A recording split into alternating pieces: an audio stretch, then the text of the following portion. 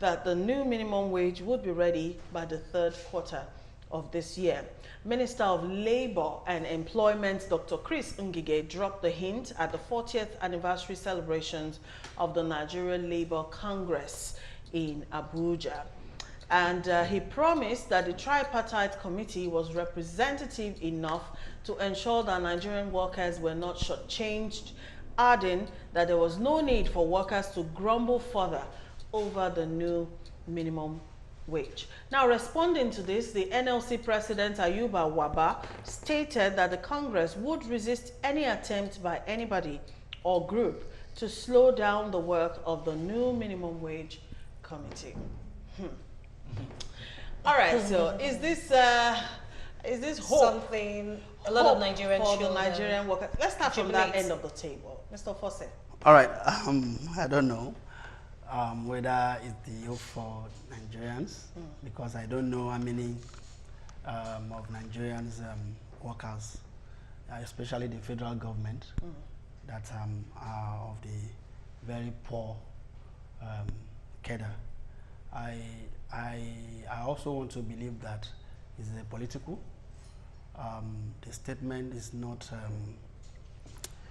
very sincere. The government is not very sincere with the statement because they That's what you think? Yes, because they actually come at a point where the election is approaching, and I feel that is political until we actually feel it, see it. The third one is that how has the minimum wage helped Nigerian workers?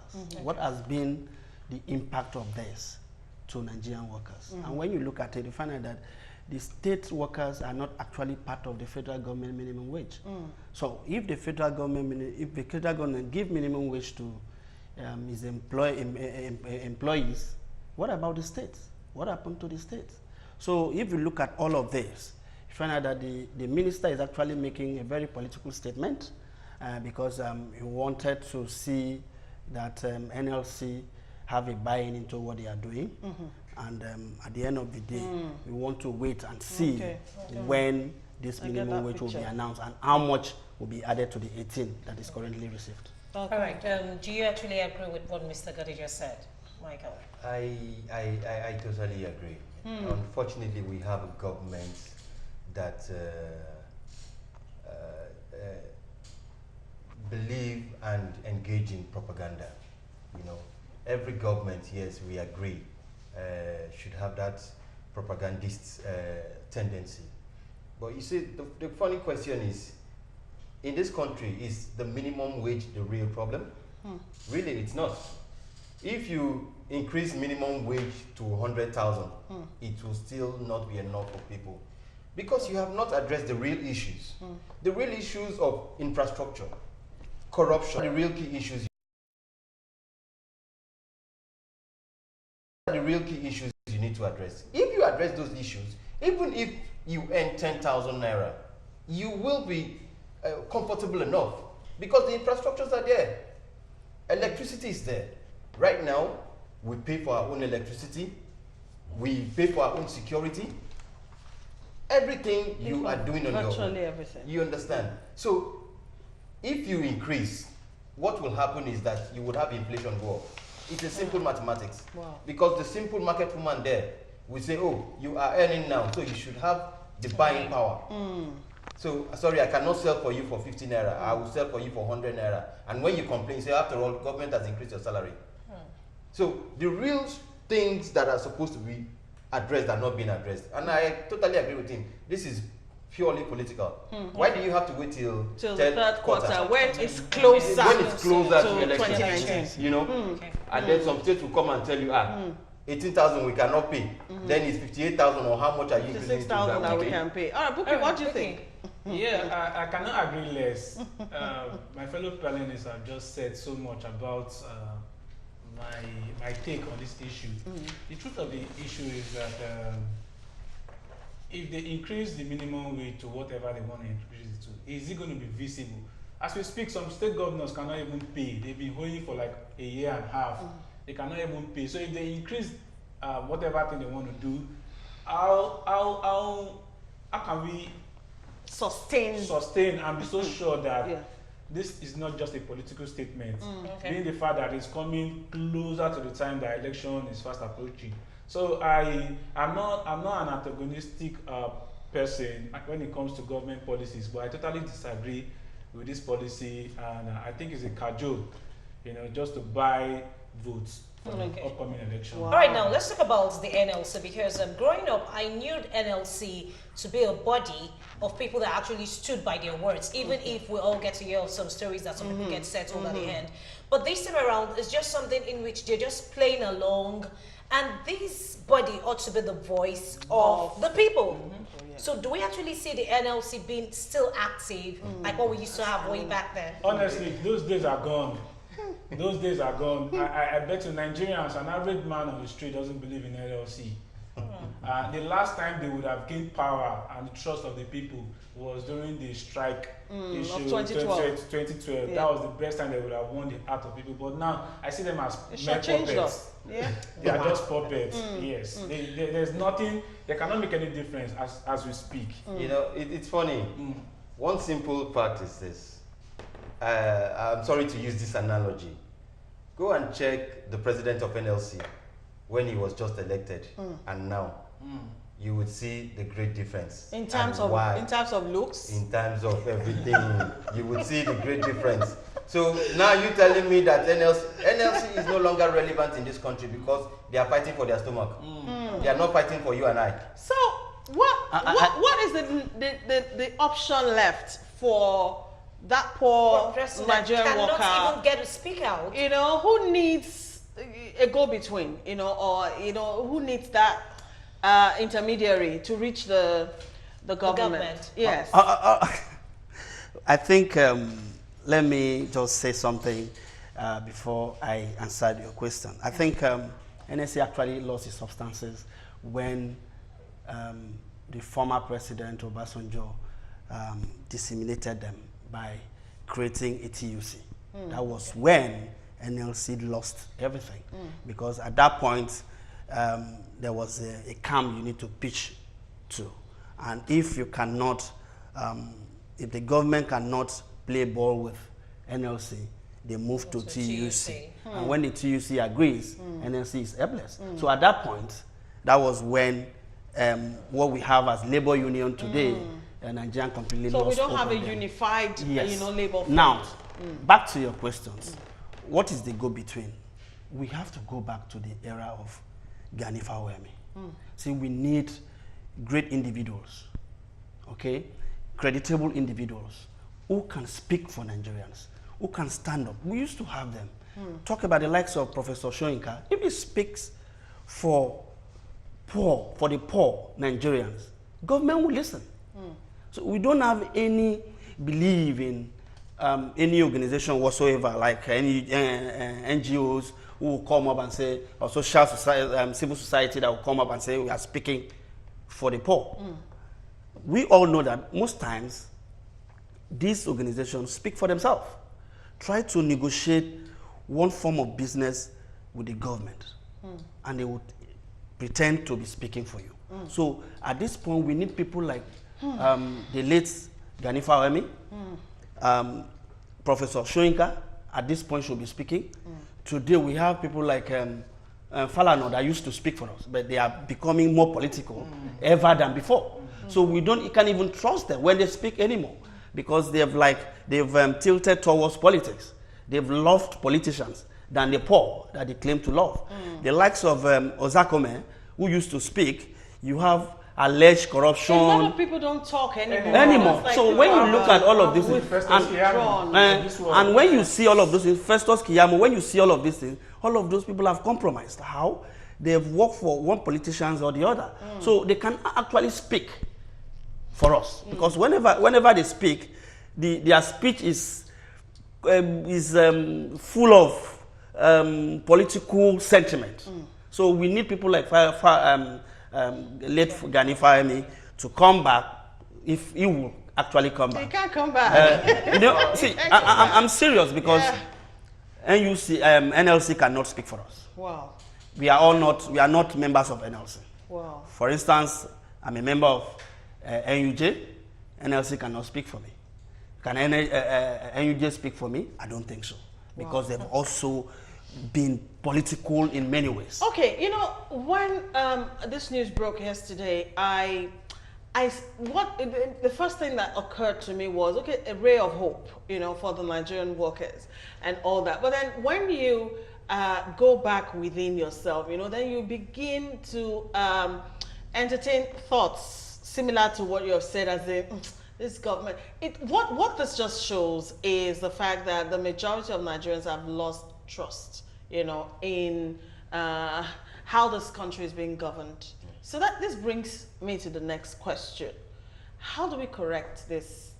Because it's an anomaly.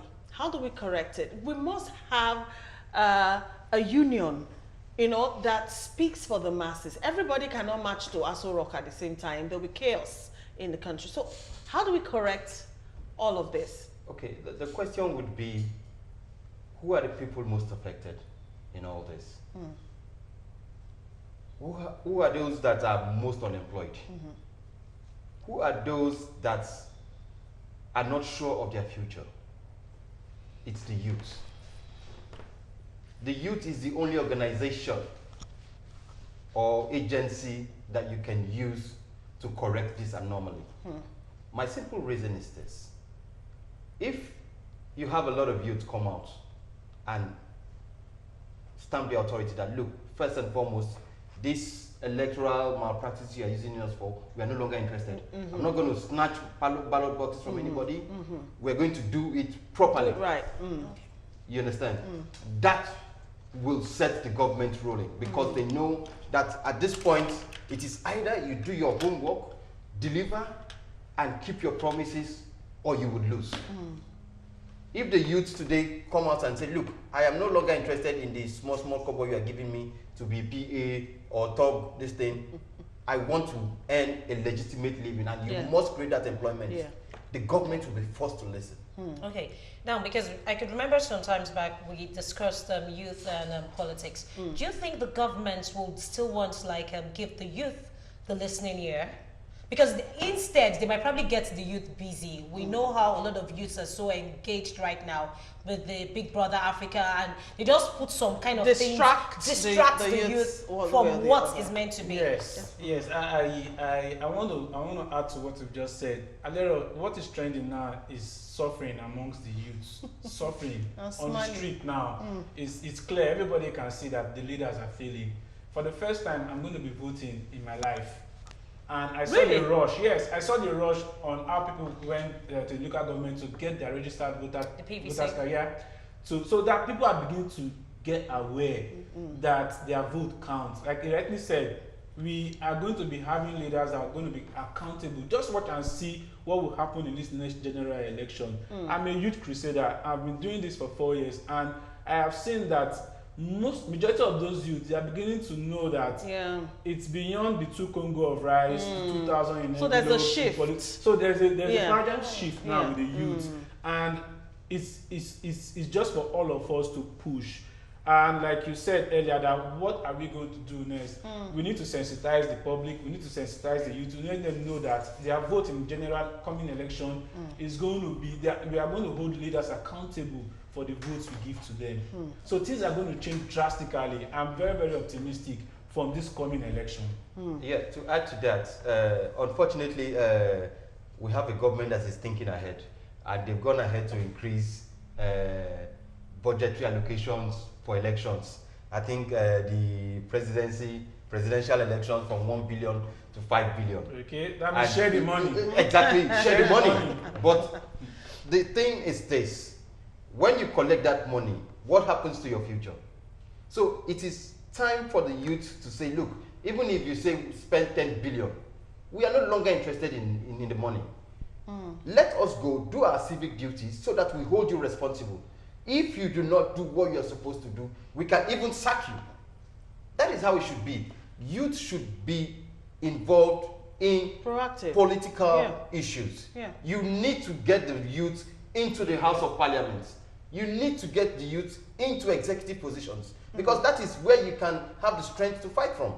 As long as you are not there, nobody listens to you. You are fighting from the outside. All right, even though I don't want to go into the politics of, how we're, inclusiveness in terms of the youth and all of that, but, someone mentioned on this show not too long ago that if you vote in a youth too, you'll still see the same kind of corruption and the rot that we are experiencing now, because it's not about who is there, it's about the system. The system, the yes. structure. So what do we do in correcting the system, so that whoever gets there can have a better playing field, to perform properly? It's to build a very strong institution. First and foremost, I don't believe in putting youths in power. Yes, I keep saying this. I'm a youth. I don't believe in putting youths in power. Why not? Why? Because we have youths today who are governors, who are 40 years governors. What are they doing with it? What example have they put before their contemporaries? What are they doing? Have they shown that kind of passion that will make an elderly person says, why don't we give these young people a chance? I don't want to mention names. We have youths in government, as commissioners. Most commissioners in states are from 35 to 50. What are they doing with it? What they do is to keep licking the boots of these old horses. Because we are our own problems. We are our own problems. All right. Now, the only thing to do to get out of this problem is to build strong institutions. Any government, that is why people are clamoring for restructuring. Any government that is bent on, if there's only thing that you can do for us, we don't need minimum wage, we don't need good roads, we don't need power. If you come in and say, I want to build strong institutions, I want to make whoever that comes into this place remain accountable, will be accountable to everybody. That a child will raise his hand and say, I don't want you today, and he counts. Because he will quote for you and say, you have done this, you have done this, you have done this. Today, what we have is very powerful individuals. Okay. All right. Our viewers are also reacting. We have Beggy from Makurdi. He says, what is the feasibility of the new minimum wage, given that states like Benue, Osun, and Kogi still owe their workers for several months? A sustainable mechanism needs to be put in place first. This other one says Nigeria as a whole needs great deliverance. Okay. Good day to you. Okay, Euphemia from Lawansin says, please, what the federal government is saying concerning the minimum wage for workers is very good. I'm pleading with the body with you over there not to spoil the mind of the federal government so that they will fulfill it. All right, we're not spoiling the minds of the government. The government will do what they want to do. Maybe she's a federal government employee. She's eagerly anticipating, the new minimum wage. We are not spoiling it. So are we. All right, Dele from Ofa says, good day to you there. I don't know how feasible the implementation of this new minimum wage can be sustained when majority of the states cannot yet pay the present minimum wage. May God help us from this deception. Present minimum wage cannot be serviced by 80% of governors. That's from another viewer. I think the issue is, to put things in place, like we've said, because if we can't pay 18,000, and now we're looking at 50, do you even know that some states do not even pay the 18,000? Yeah. That's why I said it's not visible. It's ridiculous. Let me just quickly add to what he said earlier.